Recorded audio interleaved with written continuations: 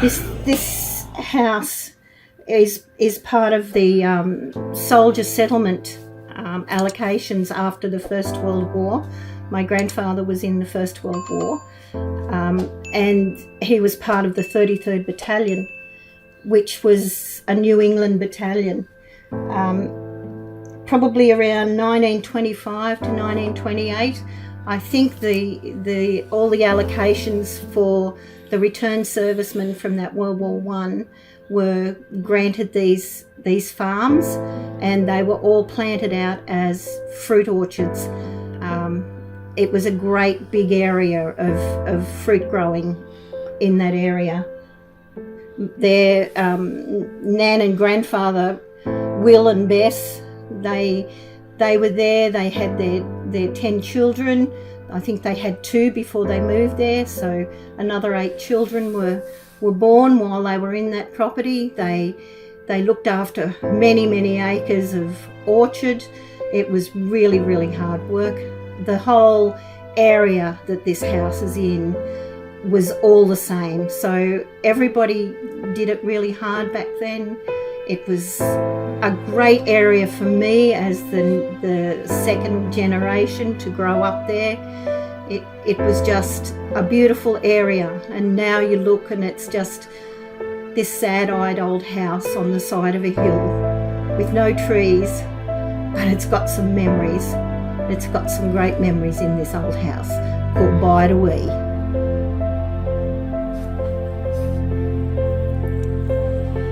Okay, here we are in the New England district, New South Wales,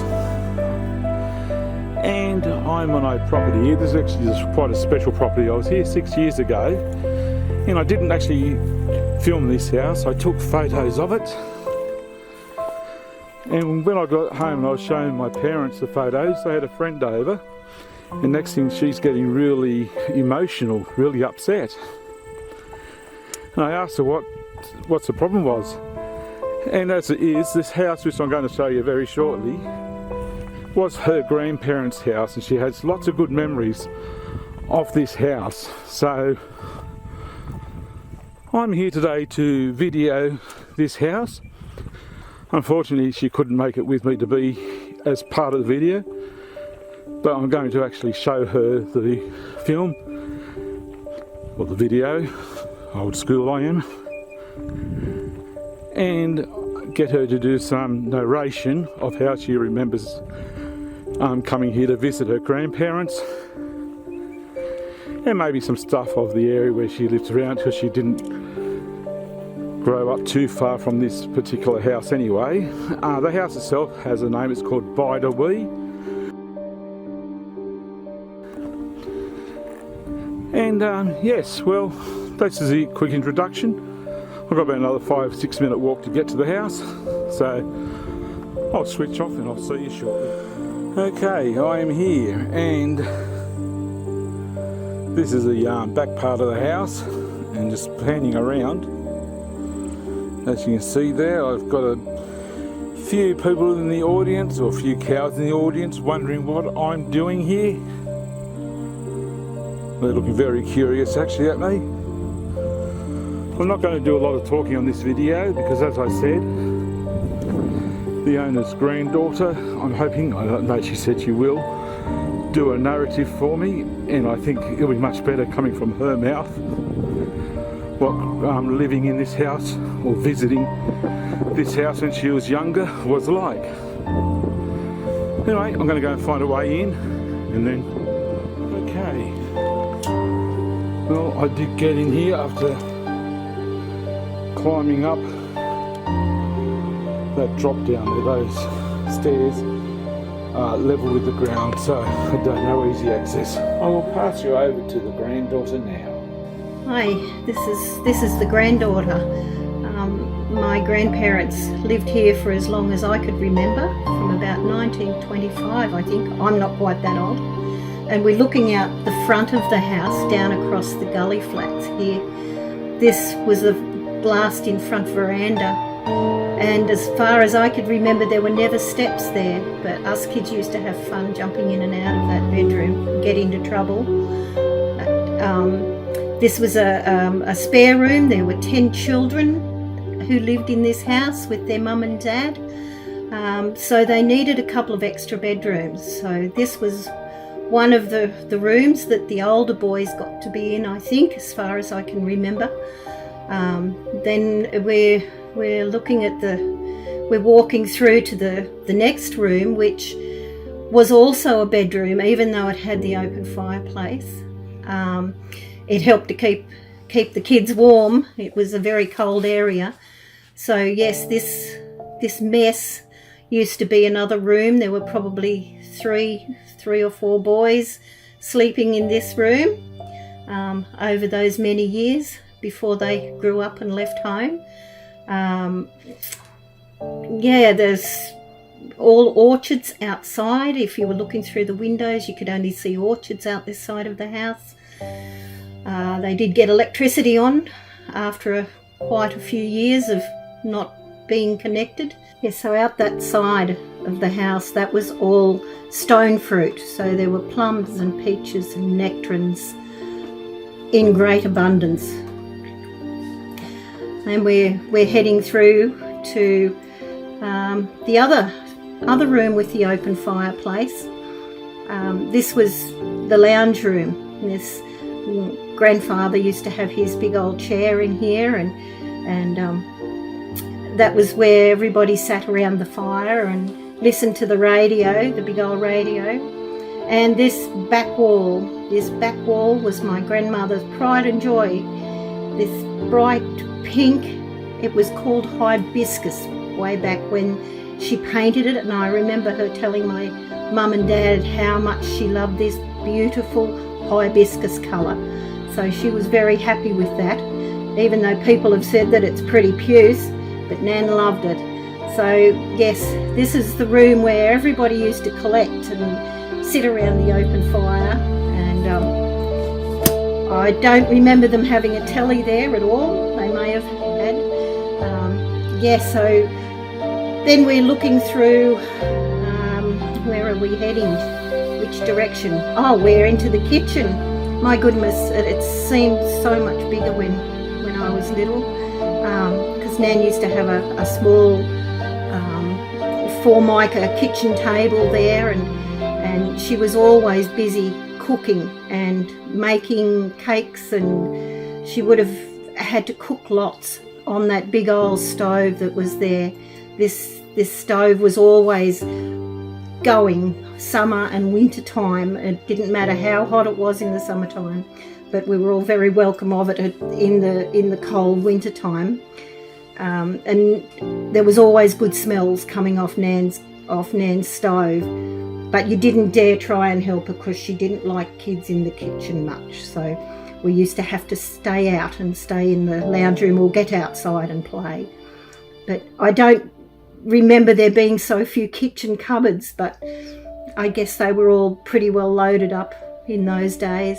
So yeah, it looks like somebody's painted there a bit in the years since Nan left there, which was about middle 60s, I guess. She moved to another place on the settlement. Okay, so where that gate is, that was where the back door was. So this little room here, I don't remember there ever being beds or anything in there, but I imagine that it would have been a spare bedroom. It was more of a storage area, and I have a feeling that it may have been added to the house at a later date, probably sometime in the 50s, I would imagine. Don't quote me on that. Now look, we're heading into the laundry. Oh my goodness. So this is where Nan used to wash for 10 kids.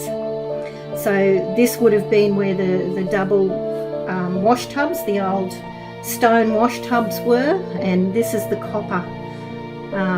You'd boil your sheets and boil everything in there, your towels, and then you'd have to wring them out by hand if you weren't well enough off to have a hand wringer. So you'd have someone else on the other end of the sheets trying to wring for you, helping you to wring them out. It was great fun. And then pegging them out on the side of the hill in the high wind. That was great fun. So we're looking back out the side windows where the driveway was. Looks like now we've gone into the bathroom. Oh, look at that. That's where the bathtub was, and that would have been the wash basins, I would imagine. There used to be a chip heater there to heat the water for that. Yes, had quite a few baths in that bathtub. Nan was always pretty keen on us getting through bathtubs. Oh, the chip heater, it was a round heater, probably about, I don't know, a foot round, I guess, and about probably 4 foot high. And it had a fire in the bottom and a funnel in the top with a spout that came out over the bathtub. You'd pour your cold water in once you had a fire going in the bottom, and the water used to heat as it came through, straight through, and that would be your hot bath water. So you'd start off with the youngest in the bath water, and then through to the eldest, to probably the oldest, grandfather, and everybody would pretty much have the same water because there wasn't an overabundance of water tanks back in those days. We're just going back through the kitchen, the lounge dining room, and we're heading to the other big bedroom.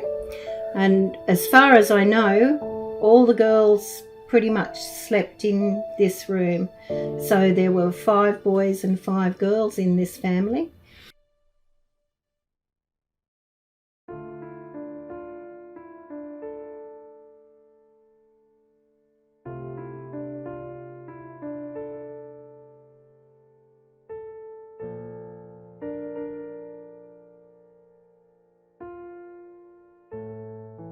But you know, what a great view out your window. Look at that. That's just gorgeous.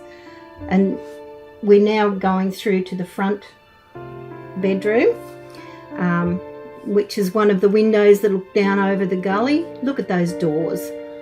Look at that. Isn't that beautiful? So this, as far as we're back into the, yes, here we are. Now we're headed to the other side, front bedroom.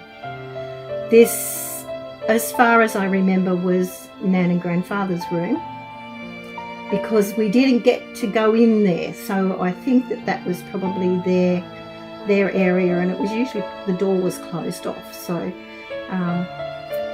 yes, it was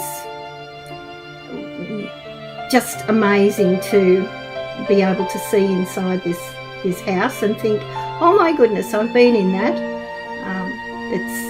It's exciting. I'm hoping to be able to send this to some of my family that were children who are still surviving, and they would be very interested.